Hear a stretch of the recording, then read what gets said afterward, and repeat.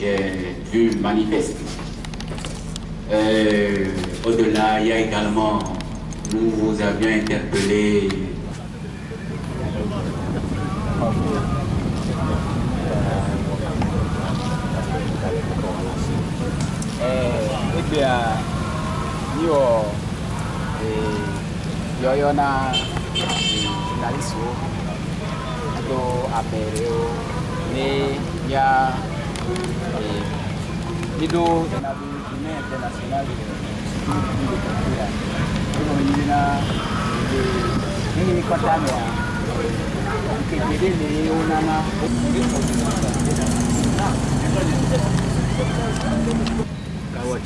Kawa Choli, bonjour. Bonjour. Alors, en prélude à la journée internationale de soutien aux victimes de la torture, Acivito organise une projection de film sur la torture. Dites-nous à quoi répond cette manifestation de ce jour.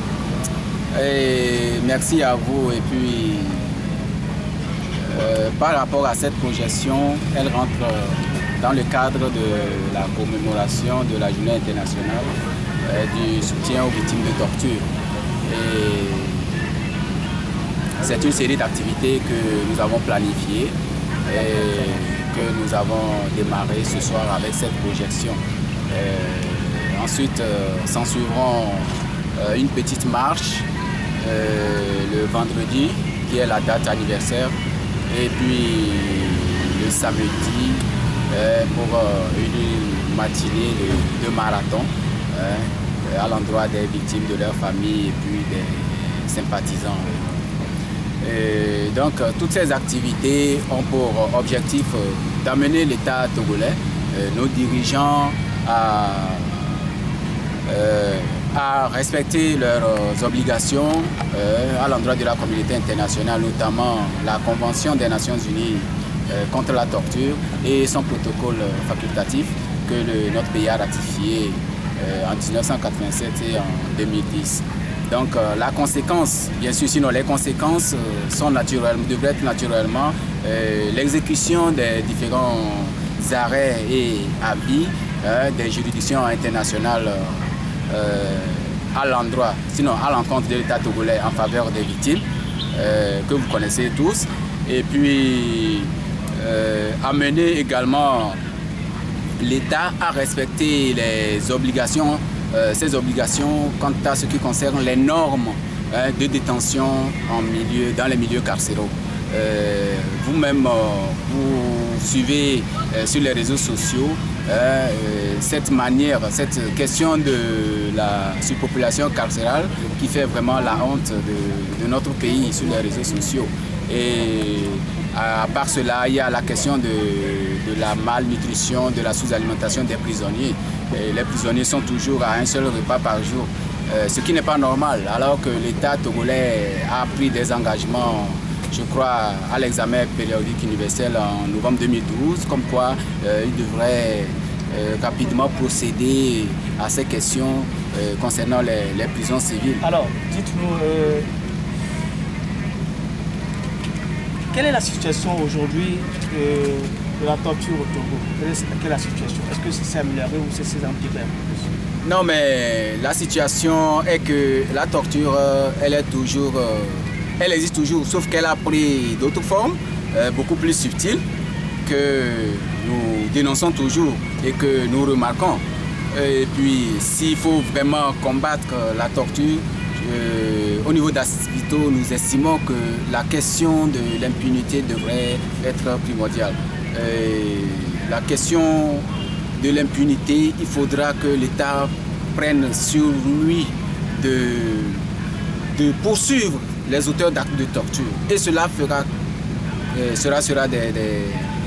servira d'exemple et il n'y aura plus ces genres d'actes des forces de l'ordre sur les populations civiles.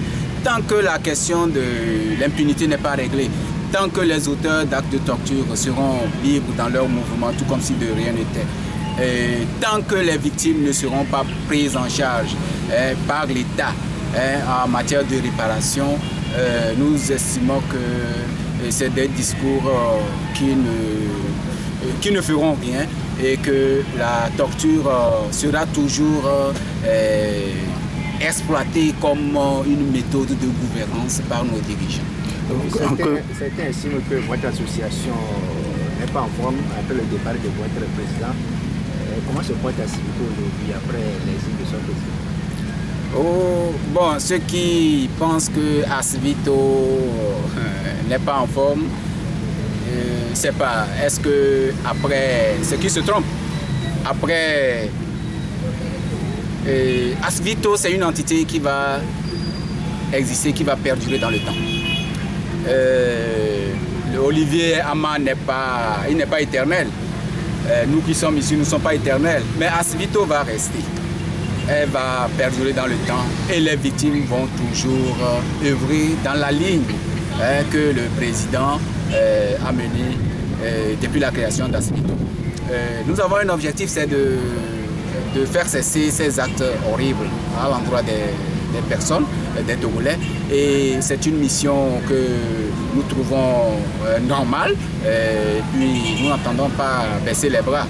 Et pour répondre à votre question, Asivito va bien et tel que vous le voyez, nous n'avons pas cessé de mener les activités. C'est vrai, entre-temps, nous avons estimé qu'il fallait également mener des démarches diplomatiques, et pourquoi pas concernant la question de réparation des victimes. Mais nous avons essayé cela, puisque cela n'a rien donné, il faut encore retourner sur le terrain. Et puis, nous estimons que c'est le terrain qui va apporter vraiment des solutions adéquates dans la lutte contre la torture dans ce pays.